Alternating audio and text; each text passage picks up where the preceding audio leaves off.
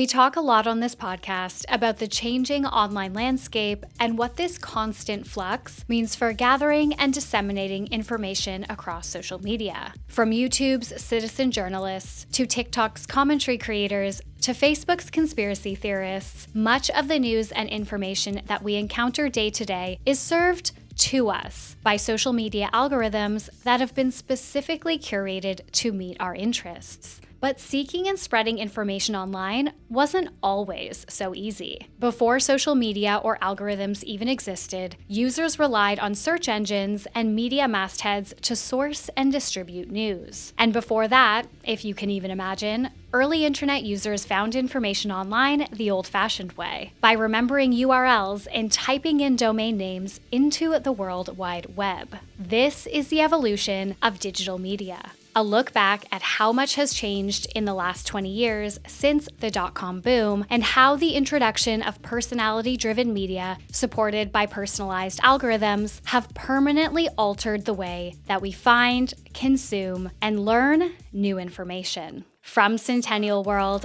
I'm Lauren Meisner, and this is Infinite Scroll, a podcast about internet culture, the creator economy, and how social media is shaping Gen Z. Welcome back to Infinite Scroll, everyone. I am so excited to bring you guys a tech-heavy episode. This is a massive one. It took a lot of time and research from my team. This is another episode that they worked on while I was away, and I feel like it encompasses so much of what we talk about on this podcast. I'm really excited for you guys to hear it. But as always, please remember to rate, review, and subscribe. Please sign up to our newsletter, which is also called Infinite Scroll. On Fridays, we round up the 5 biggest think pieces from the internet that week, and join our Geneva group, which is also called Infinite Scroll, where you can chat with other people who are obsessed with internet culture and creator drama and tea, and you can chat with me. All right, I'm going to read one review for you guys. This is from Romano's Macaroni Grill. I love that. On Spotify, they said, "Oh my God, the reviews in the beginning made me realize I've been watching/listening to you for over a year now too. I found y'all through the Colleen stuff. One of my favorite podcasts ever. Thank you so much for continuing to make this for us." That is so sweet. You are welcome. I will continue to make this podcast for you guys as long as I humanly can. These days, we log into our favorite social media platforms and are immediately met with a flood of content covering just about anything. While not all of it is positive or what we necessarily set out to find, no generation before faced this level of information overload. As we navigate this era, it can easily feel overwhelming, especially when we consider how much has changed in the digital world over the past 20 years. The online media landscape as we know it took shape in the early 2000s, when the dot-com was king. We're all familiar with dot-coms and domain names. Many of us use them daily. But we also tend to rely on mobile-first apps to access websites like YouTube or other social media platforms. But through the 1990s, just after the World Wide Web was invented, dot-coms were the way to navigate the internet. In a piece for Gizmodo, journalist Daniel Kulitz interviewed various academics to gain insight into what exactly the web was like back then. Associate Professor Amelia Acker, based at the University of Texas in Austin, told Kulitz that before search engines like Google existed, quote, "There were website directories and indexed search engines that assembled web resources by topic." She goes on to explain that those directories were initially curated by humans, who would read web pages on specific topics and rank them accordingly. This approach eventually shifted with the introduction of ranked search engines, but more on that later.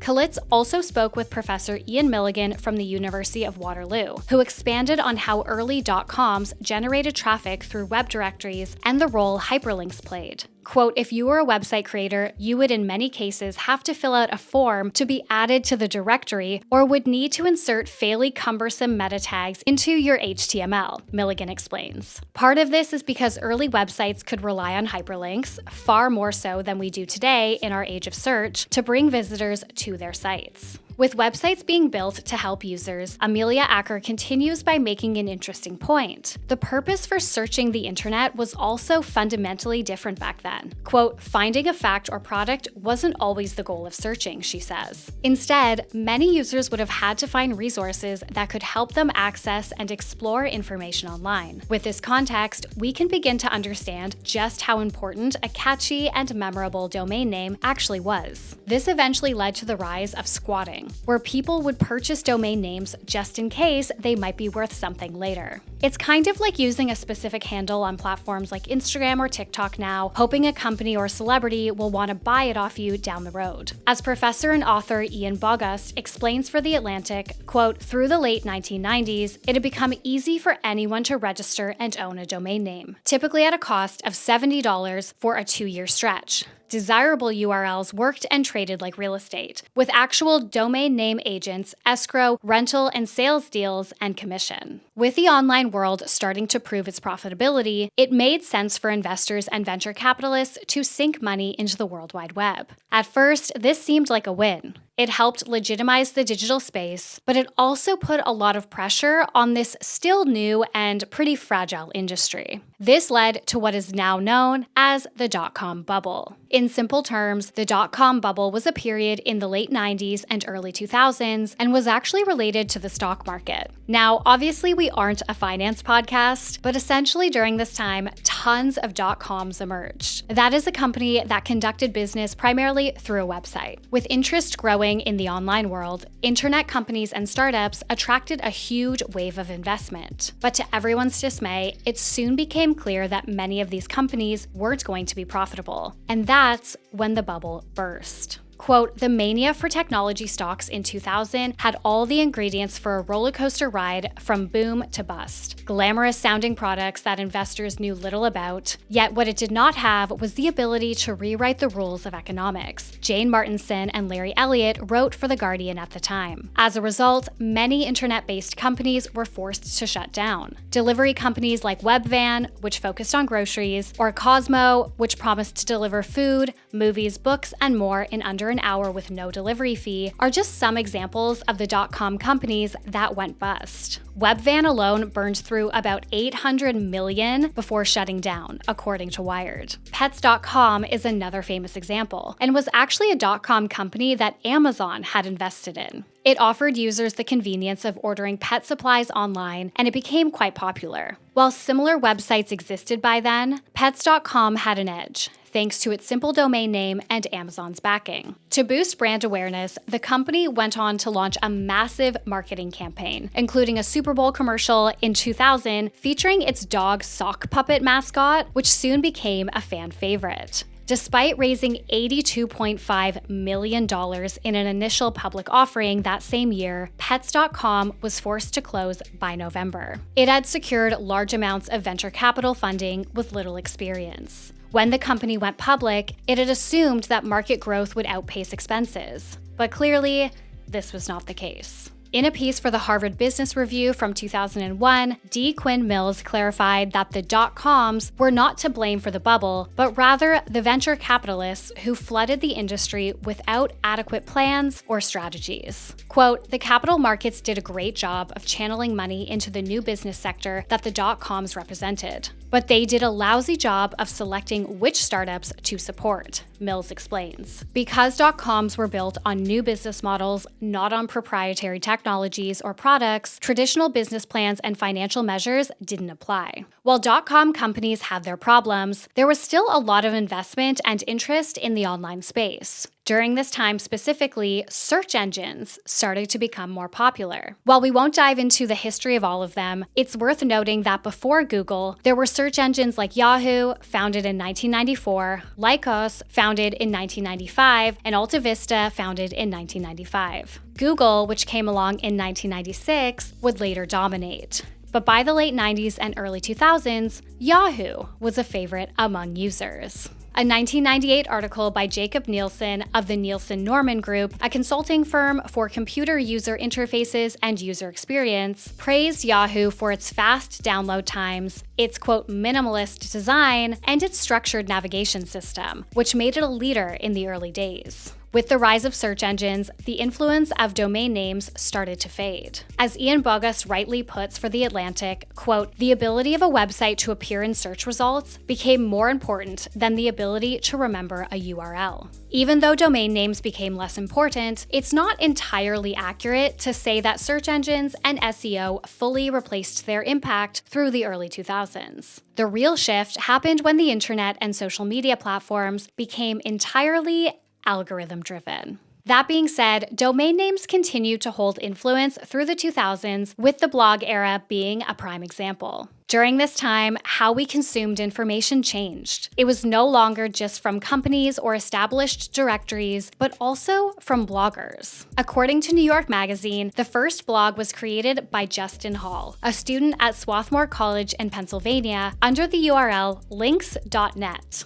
While Hall shared personal updates over time, the blog initially served as a tour of the web. Though Hall started blogging in 1994, the term for it didn't appear until 1997, when online diarist Joran Barger coined weblog to mean logging the web. In 1999, programmer Peter Marholtz shortened it to blog. That same year, Blogger was launched, a platform that made it easier than ever for users to publish blogs and websites on their own hosting servers. Some of the most iconic blogs to emerge in the early 2000s were Boing Boing, Gizmodo, and Gawker. Boing Boing actually started as a zine in 1988 and existed within the cyberpunk subculture. By 2000, it was relaunched as a blog. Mark Frauenfelder, one of the co-founders, was eventually joined by a variety of guest bloggers covering topics like technology, futurism, science fiction, and intellectual property. Interestingly, the early posts on Boing Boing were different from the longer-form blog posts that we might think of today. Many were aggregated links to other sites. Still, it had a huge readership. According to a 2010 Fast Company article, Boing Boing was getting, quote, about 2.5 million unique visitors a month, racking up 9.8 million page views, a traffic increase of around 20% over 2009. Meanwhile, Gawker was founded in 2002 by Nick Denton and quickly became one of the most popular gossip blogs on the internet. Gawker was known for celebrity and media industry gossip alongside critiques of mainstream news outlets. Much of its content came from anonymous tips, reader submissions, and original reporting, kind of like how Demois operates today. Gawker was the flagship blog of Gawker Media, which also owned Gizmodo, a blog launched in 2002 by Peter Rojas. Gizmodo covered topics ranging from technology to science. Despite Gawker Media's success, its influence came with significant controversy, which ultimately led to its downfall. The turning point came when former wrestler,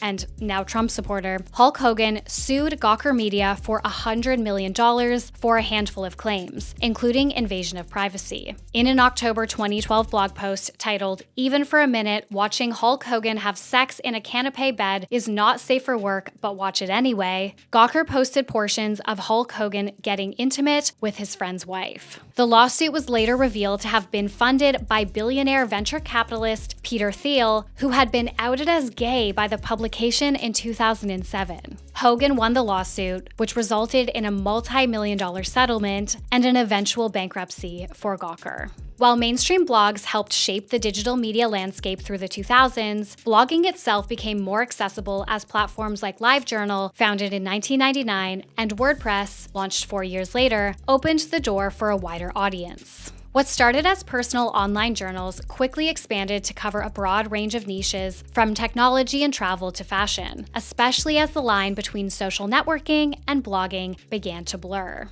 In simple terms, blogging democratized expression, much like TikTok has democratized virality today. In a 2022 interview, Gizmodo founder Peter Rojas reflected on how blogging transformed the online landscape, saying, quote, "The reason blogging was such a big deal in the first place was that it made it easy for anyone to start publishing their writing online. It's easy to forget that before blogging, it was a pain for the average person to do simple things like update a site with fresh content. With it becoming easier than ever to share thoughts and opinions online, it's no surprise that blogging paved the way for influencer culture in many respects." Just recently, we talked about the rise of the Brit Crew and how figures like Zoe Sugg and Louise Pentland transitioned to YouTube after building their followings on their blogs, Zoella and Sprinkle of Glitter, respectively. While blogging pushed the internet toward personality-driven content, social media platforms accelerated it. MySpace was created in 2003, Facebook debuted a year later, YouTube followed in 2005, and Instagram launched in 2010. Influencers weren't an obvious part of the digital landscape when those social media platforms first emerged, but it wasn't long before they became a staple of the online world. Platforms like MySpace and YouTube, with their audio-visual capabilities, also shifted digital media away from purely written content, expanding into new formats. As some of the earliest influencers popped up, like Jeffree Star and Tila Tequila, it became clear that personalities were more important than ever, setting the stage for media companies to blend influencer culture with more traditional approaches. One company that did this successfully was Buzzfeed. Buzzfeed was launched in 2006 by Jonah Peretti, who also co-founded the Huffington Post a year earlier. The HuffPost itself started as a blog and a news aggregator, soon becoming one of the most successful commentary websites. Meanwhile, Peretti founded Buzzfeed along John S. Johnson III as what they called a, quote, viral lab, focusing on memes and entertainment, essentially trying to crack the code of what makes users click on a post. Initially, Buzzfeed employed no writers or editors, relying solely on an algorithm to track stories on the brink of virality. Quote, in return for functioning as a sort of early warning system, Buzzfeed persuaded partner sites to install programming code that allowed the company to monitor their traffic. Andrew Rice wrote for the New York Magazine in 2014. This analytical capacity, which the company doesn't talk about much, has given BuzzFeed an enormous trove of data about what information people are reading and how they are sharing it. Later, BuzzFeed began featuring the most popular links found by its algorithm, with writers providing brief descriptions. In 2012, Peretti hired Politico's Ben Smith, known for his political blogging, to build a news division alongside BuzzFeed's viral listicles, shaping it into the platform we know it today. Ultimately, Peretti and BuzzFeed understood the power of personality-driven media in the viral space, a trend the company capitalized on well into the 2010s. Throughout this decade, BuzzFeed became recognized not just for its news division or iconic quizzes, but also for its video content. The way we consumed information online changed significantly during this period, with much of it being delivered via algorithm-driven social media platforms, a stark contrast to the .com era and its web directories. Quote, being found online has long ceased to involve acquiring a plot of digital real estate for ourselves. Instead, we submerge in big tech service platforms, hoping to find engagement by gaming the YouTube algorithm. August continues for The Atlantic. Soon, BuzzFeed launched several video series and channels, each catering to different niches. But one consistent factor was that audience tuned in for the personalities featured in these videos, many of whom had backgrounds in journalism or various production roles. While each series catered to a different audience, one thing was clear. BuzzFeed was embracing the influencer, social media, and personality-driven model well before many other companies caught on. If you've ever engaged with BuzzFeed content, chances are you are familiar with the likes of Tasty, Buzzfeed Unsolved, Ladylike,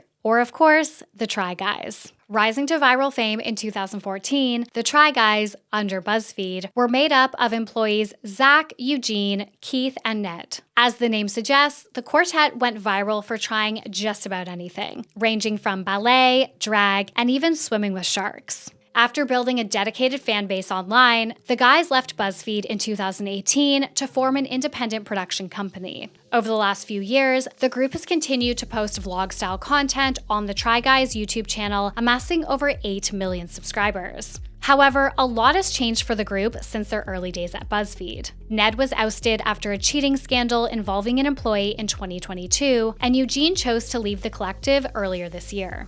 There was also Ladylike, a group many saw as the female counterpart to the Try Guys. While their content wasn't quite as rogue, they took on challenges in beauty and fashion. Some of their popular videos included worst first date foods, facing their fashion fears, and even trying on old prom dresses, all of which can now be found on the As/Is YouTube channel. While the Ladylike cast varied over time, the core members included Freddie, Devin, Chantel, Kristen, Jen, and Sophia, who has since become a well-known creator in her own right. Beyond the As/Is channel, Buzzfeed also launched popular series like Tasty. Tasty emerged around the same time as Facebook Video, creating a format perfectly suited for the platform's algorithm. It soon became known for quick, eye-catching recipes and challenges. One standout series was Making It Big, led by producer Alvin Zhu, who made giant-sized versions of popular foods. Another popular producer, Alex Traeger, hosted Behind Tasty, offering a behind-the-scenes look at the recipes and production process. As of today, Tasty boasts over 21 million YouTube subscribers. Lastly, Buzzfeed Unsolved was another major success for the company, created by Ryan Bergara and hosted by Shane Mage. Initially posted on the BuzzFeed Blue YouTube channel, the series gained such popularity that it eventually spun off into its own channel, now called the BuzzFeed Unsolved Network. Ryan and Shane tapped into the growing true crime genre, focusing on unsolved cases and paranormal investigations at alleged haunted locations. All that said, BuzzFeed, which started with blog-style content, successfully adapted to the rise of social media and influencer culture, one driven by personality and algorithms. While the BuzzFeed website was famous for its quizzes, its shift towards social media platforms and video content signaled the true decline of the traditional URL/domain era. Speaking to this change, Bogus writes for The Atlantic, quote, "Search has spread from Google to everything. You find stuff by fishing with keywords, not by navigating to a location. Today, value lies in the ability to link, not the name of the place linked."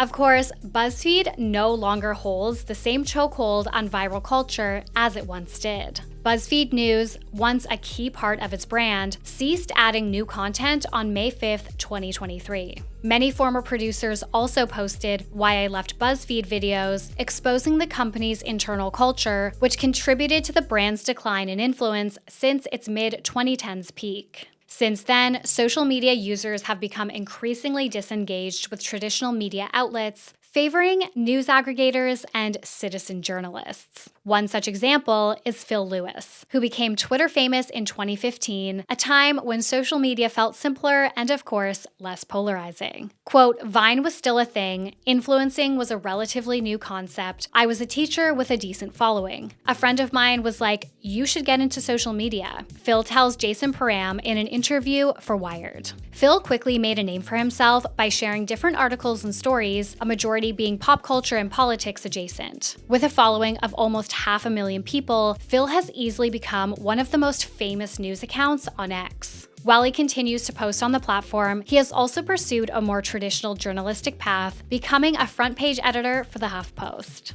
As internet users gravitate towards citizen journalism, it reflects a growing distrust with traditional media outlets. In an era of misinformation and AI-generated content, it seems that human-curated and first-hand experiences are more important than ever. Of course, this is something that is especially important among minority communities, who feel that traditional mastheads and digital media outlets push specific and often exclusive agendas.